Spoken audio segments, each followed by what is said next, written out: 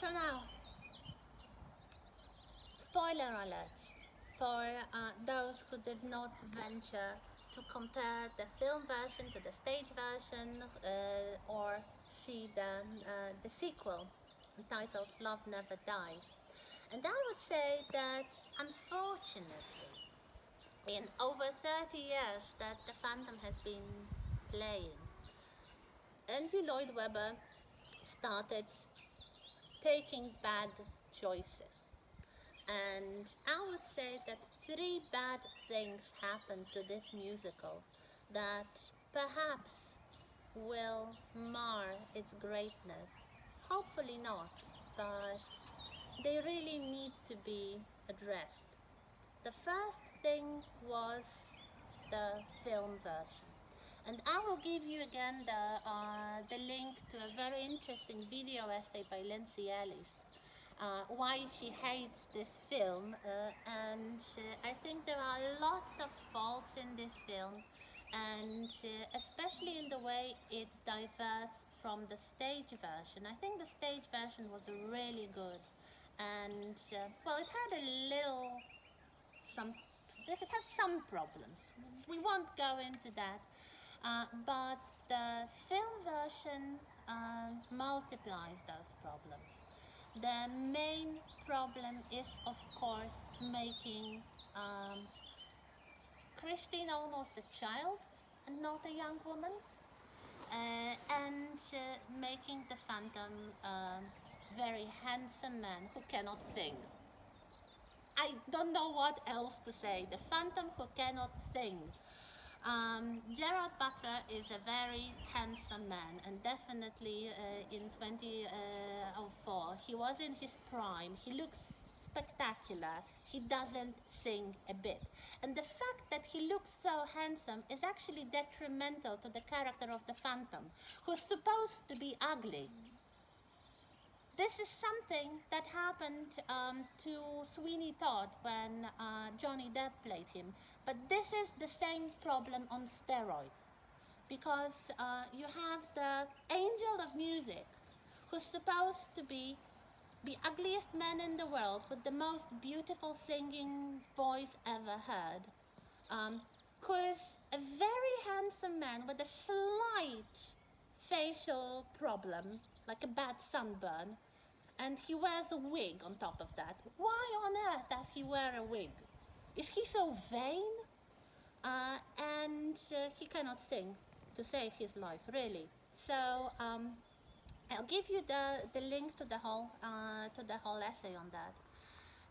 What else?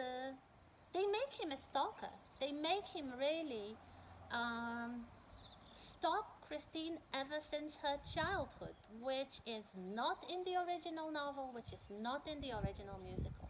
So this is another very sorry addition, which I would say tilts the balance in the wrong direction. So that's it. Of course, I had a problem in the original show that they decided that Andrew Lloyd Webber decided to make the Phantom a murderer. In the novel, it's not decided. There are many people who suspect him of murder, but still, uh, the casualties might not be his doing. They might be accidents. Of course, he would be responsible for those accidents as well, but he's not somebody who goes around murdering people. So he is someone in the novel who would rather say, I would kill for you, than actually go and kill people to help Christine. In the stage version, this was already a problem, and it's made even worse in the film. But to make it worse, the this was not the end of the story. So the film came and went, and two more bad things happened. So after the film, Andrew Lloyd Webber allowed for the so-called non-replica productions, especially in poorer countries like Poland, and some regional versions of the Phantom with completely different stage directions and sets and costumes and everything happened, including the unfortunate Polish version, which was played in Warsaw and then in Białystok. And I have a lot of problems with this version, with the cheaper and poorer sets, but they are the least problem. I have the problem with the changed stage directions and the fact that many actors, perhaps not all, I've only seen it once and it was enough for me. Many actors, especially the actors I saw on stage, could not really play these roles. They did not understand what they were playing. So the poor Phantom was basically a kind of Don Juan living in the basement. So a vain, egoistical character.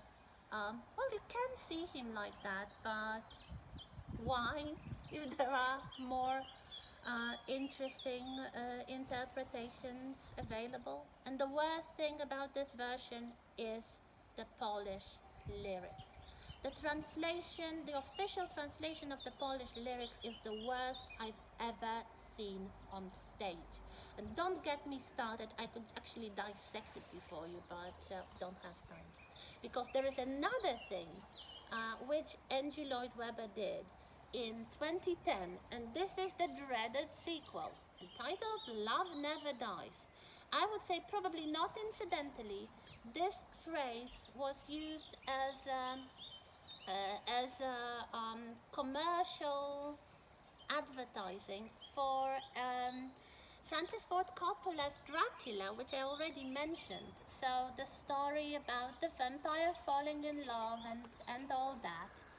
So long years after the premiere of The Phantom, Andrew Lloyd Webber decided to tell everybody what happened next. And his idea, which he took from one of the novels inspired by LaRue's, Frederick Forsyth's The Phantom of Manhattan, partially he took it from there, is, I would say, completely unacceptable. The music is still good, unfortunately, especially the first song, Till I Hear You Sing. But the plot, the plot is, spoiler alert, that Christine returns. I don't have a problem with that. They make love. I still don't have a problem with that. And then the Phantom abandons her, just like that. So she returns. There is this completion, this moment that should basically cure them all. So all the problems they face should be coming from outside. They have enough problems, believe me. But no, Andrew Lloyd Webber and the team of Love Never Dies decide to make him abandon her. Do you remember who had a similar story in the musical theater? Yes, Fantine. She was abandoned, pregnant, by her lover, and she died completely broken. Christine has Raoul, so she returns to Raoul because what else can she do? And of course she is pregnant, and then everything is about Raoul and the Phantom getting back together and dueling again about completely passive Christine, this time not in the opera house, but in the circus or a freak show in New York, because why not? And somebody dies in the end, and I will not tell you if you haven't seen that.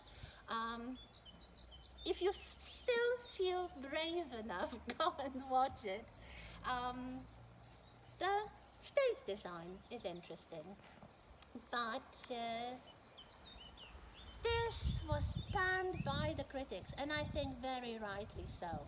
And some critics said, quite maliciously, but I strongly agree with this, that this is Lloyd Webber dueling with himself, dueling with his younger self, the ambitious, passionate young composer who wanted to be the angel of music.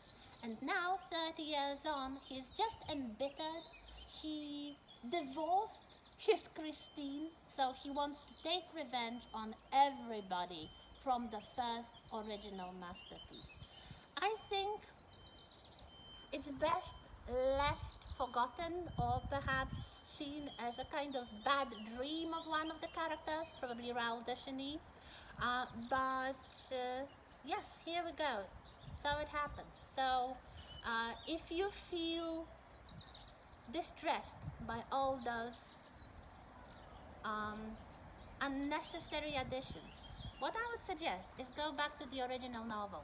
Last year, there was a new edition with a retranslation into Polish, which I actually edited, so yes, shameless here. And for the first time, it's complete, it's illustrated, it has endnotes and an essay I wrote for this edition. So if you want to go back and if you want to read the story in Polish, then again there were like five different translations, most of them very faulty, uh, incomplete, sometimes by like one third of the volume. But last year's edition by the publishing house called Vesper is probably something I would recommend to you as the antidote to all the bad things that happened to the Phantom of the Opera. So for next time, we will talk again. We will probably have the final duel between Andrew Lloyd Webber and Stephen Sondheim. So please watch Evita. The film with Madonna is not bad, so yeah, you can watch it. It's quite good actually. And a less known musical by Stephen Sondheim called Passion. There are two versions on YouTube. The one with the dark-haired actress playing the role of Fosca is, I think, better. The original Broadway production. Uh, this is an interesting musical. It's not very easy to watch. It's one of the more difficult works by Stephen Sondheim. I believe it is his answer to the Phantom of the Opera, because the question asked there is, what if it was the woman that was ugly? Would it ever have a chance of working? So, see you next week.